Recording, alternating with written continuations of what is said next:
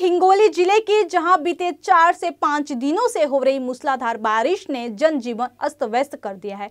बारिश इतनी ज्यादा है कि सड़क और पुल बह गए हैं। लोगों के घरों में भी पानी घुस गया है। बारिश के चलते कई गांवों का आपस में संपर्क भी टूट गया है।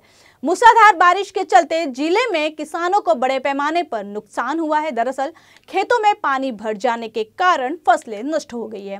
हजारों किसान परेशानी का सामना कर रहे हैं। वहीं हालात का जायजा लेने के लिए कांग्रेस विधायक अमित देशमुख ने हिंगोली का दौरा किया, जहां उन्होंने पीड़ित किसानों और बाढ़ में फंसे लोगों से मुलाकात की। इस दौरान कांग्रेस के विधायक अमित देशमुख ने किसानों से नुकसान का जायजा लिया और भरोसा दिलाया कि वह जल्द ही सरकार और प्रशासन से इस मामले में बात करेंगे और किसानों के नुकसान की भरपाई का प्रयास किया जाएगा। इसके अलावा उन्होंने किसानों को तत्काल मदद दिलाने का भी आश्वासन दिया है।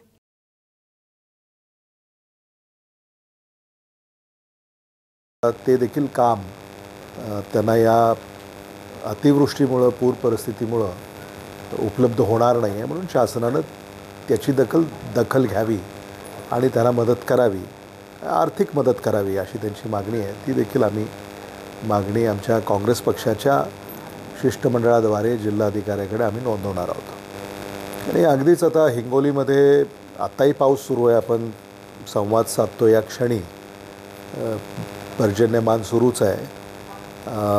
अनेक नद्यांना पूर आलेला आहे। अनेक भागामध्ये शेतामध्ये आणि नगरांमध्ये पाणी शिरलं आहे आणि ओल्या दुष्काळाची परिस्थिती आहेच।